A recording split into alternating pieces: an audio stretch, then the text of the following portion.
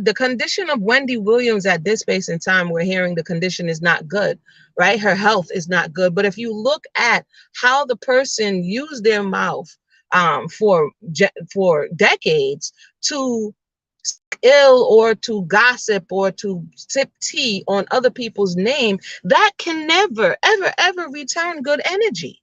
It doesn't. The scripture talks about, and I have to bring the scripture in there because I think a lot of our people, when they're walking away, and people in general, when they walk away from the so-called church or the so-called church, they walk away from wisdom that is within the text. And the text tells you about a gossip and how they whisper in the ears of people, and those words go down into the bellies and they pervert people's minds, right?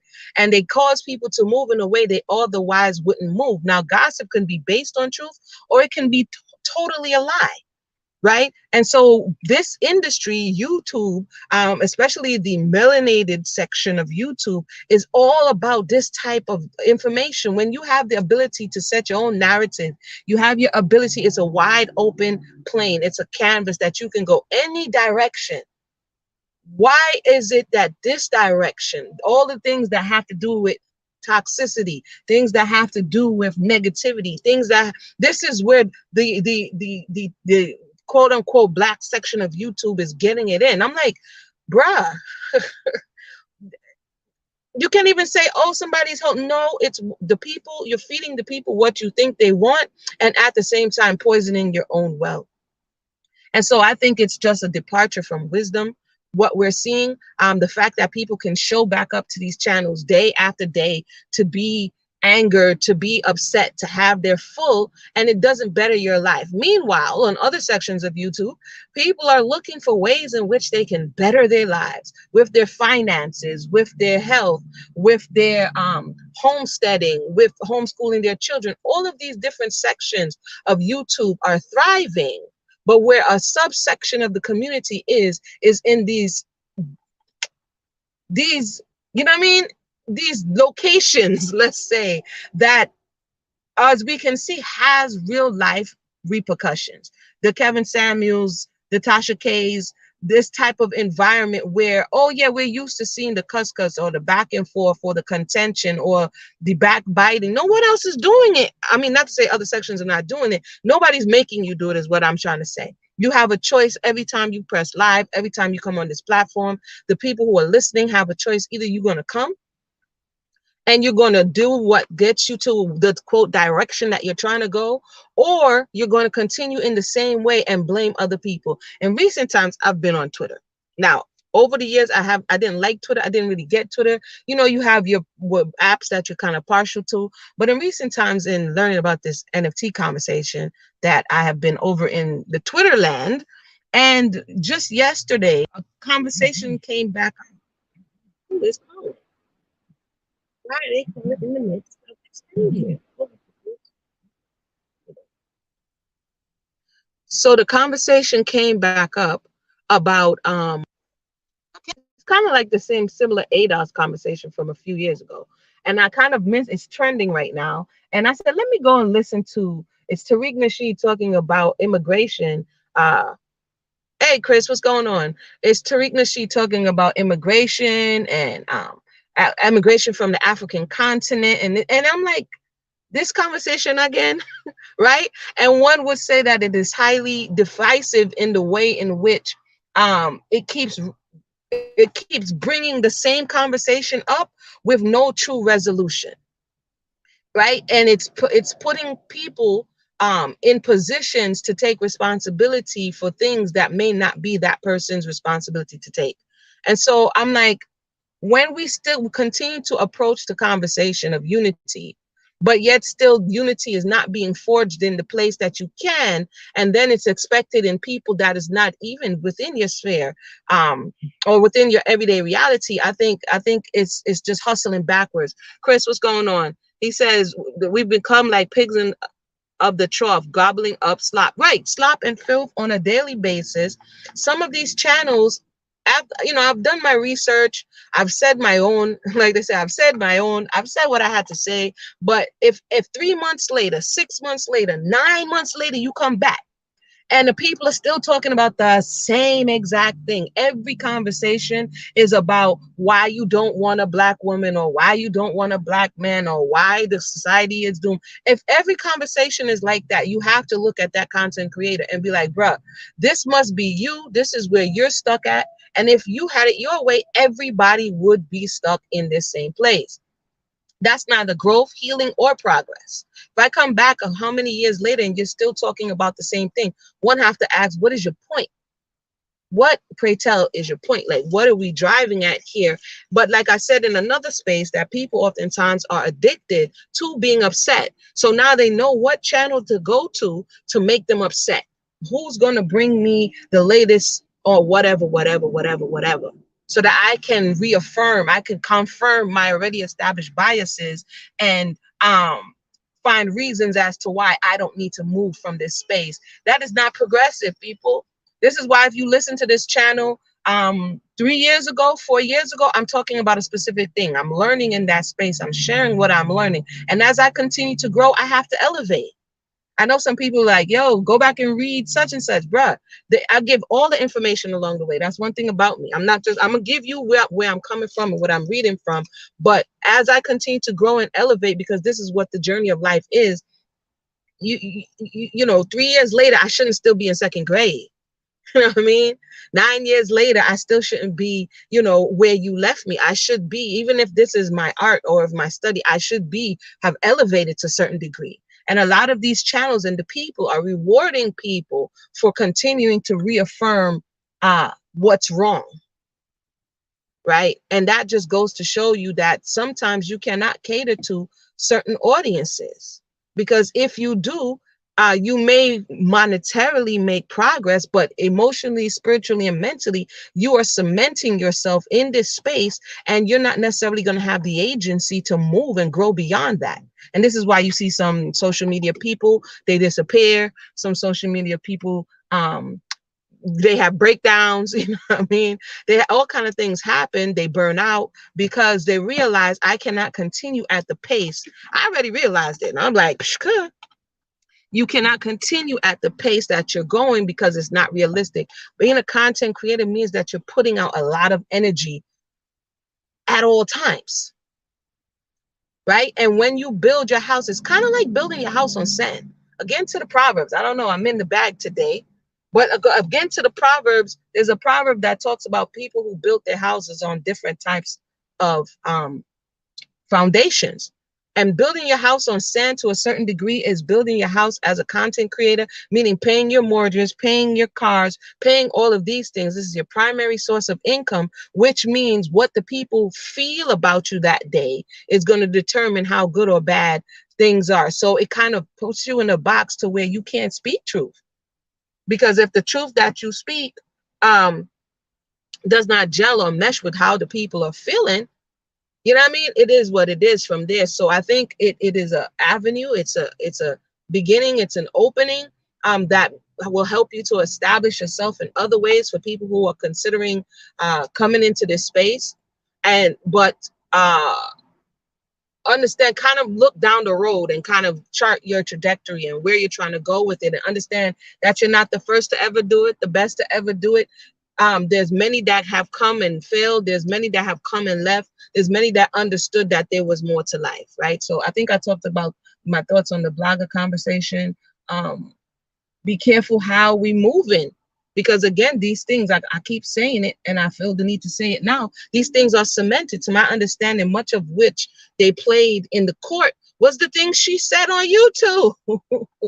So her own words came back to bite her. The very things that they used to condemn you, your own words testify against you. Why? Because you're not moving in wisdom. Because you want to trend the internet, or you want to break the internet, or you want to do all of these things. Universal law does not care about time. It's outdated. It doesn't care about any of those things. It is what it is. And the multitude of words, sin is what? Not far. That means if you're going to just talk, if you make a living on talking, then eventually somewhere along the line, you're going to go from just talking to just making stuff up. Just making stuff up. Welcome to those who just joined us. And this was one of the accusations that was made, that the bloggers, some, and specifically in this case, Tasha K, was adding some things or embellishing to some storylines that didn't go the way she was presenting it, and people was taking it as gospel. I remember in one of her broadcasts when, you know, because when you flying high, you feel like you can do no wrong. And then she I don't know if it was jokingly or seriously said that it was God, Jay, and then her. And she was the judgment. She was the judgment for some of these. So she put herself in the Godhead. For those who believe in the what do you call it, the trilogy. She put herself in the Godhead. Okay. So this is what this type of thing will do. This is what fame and popularity and you know, this type of power would do to some people, is that in their mind they have become a god. Yeah. So we, the people, the listeners, the viewers, the consumers of certain things, we have to understand that we also have a responsibility to hold those who are giving things to us and serving things up to us. We have a responsibility to hold them responsible. Right? I remember that because I pay attention. I pay attention. But when somebody gets too prideful, we know that pride comes before a fall. Okay? So this, if we learn nothing else in this environment, is that there's a lot to be learned and a lot to be sorry, I got distracted. There's a lot to be learned along the way. And that just because we used to listen to somebody or something doesn't mean that we're still obligated at all times to mesh and gel with that. That's one of the things, you know, people say, hey, you're a this, you're a that. They give the people who come to their channel certain names, and then people kind of like, you know, gang up, kind of, they click up, and then, oh, you're a this, you're a that, and it's more division and more division. Although it's trying to show who you rock with, but at the same time, it becomes divisive. We see it in the manosphere, right? We see this type of divisiveness and this division just continuously happening. And if somebody perchance in the manosphere says, you know what, I changed my mind, I love the women and I'm gonna get married now, how much of the manosphere, you know, does he become a simp? If one of the hardest people in the manosphere, right, one of the key forefronts, I haven't been listening around to the manosphere in a minute, I've been busy in NFT land, y'all, but what if somebody at the front part of the manosphere comes and says, you know what, he's been renewed, he's been on a spiritual journey, he realized that, you know, he doesn't have to go so hard to the red, and that he's making his life anew, and he's putting down his manosphere card, you know what I mean, and embracing life and love, would he still be accepted, or is he now out the club? You know what I mean? Same thing for people who listen to like Cynthia G. If you no longer subscribe and you say, you know what, you're going to do X, Y, and Z, are you going to be in the club? I'm naming names today because people, we look to people who are constantly coming in. Welcome to those who just joined us. What's up, Nasha? I'm just passing through for a second, and I'll put the link in the box. We constantly look to people who are every day up on these platforms, you know, with the same stuff. Like I said, it's good, it's bad, it's a blessing and a curse. You could be up on here every day with the same stuff and poisoning people every day. You miss me, I miss you guys too. I didn't mean to be going so long. It just kind of what had happened was I went over to crypto to learn about crypto and just got sucked in. And y'all already know, and if you don't, when I'm learning something, I kind of just dive all the way in so that I can get a comprehensive understanding of what I'm looking at, what I'm talking about. So that's kind of how I move. But yeah, I just wanted to tap in a little bit and just say, I hope you guys are doing well. You know, may peace be upon you. You know what I mean? May you find peace in your life. May you be nourished, you know what I mean, spiritually and emotionally. May you be healed. All the positive things that people ultimately are looking for. Hola, welcome to the conversation. All the things that people ultimately, for the most part, want, but some of us don't know how to get to, and some of us don't know how to get beyond that pain or that pressure point. So we look to rally other people who resonate with that energy so that we feel all right in being that way. No, it's okay to de-manifest. It's okay to release. It's okay to let go. It's okay to graduate. Correct. With great power comes great responsibility. And now, specifically in the blogger lady's case, she's being held responsible 8 million dollars worth of responsibility. Yeah. When people brag about million subscribers, that's a million minds that you're touching. Me personally, I don't take that type of thing lightly. You know what I'm saying? Some people don't realize that that's a million minds that you have access to. You don't think you're going to be responsible even now or in the hereafter for how you affected and led people astray or led people to the truth or to the light, as some would say? You don't think that's going to reverberate in the universe and somehow come back to you or yours?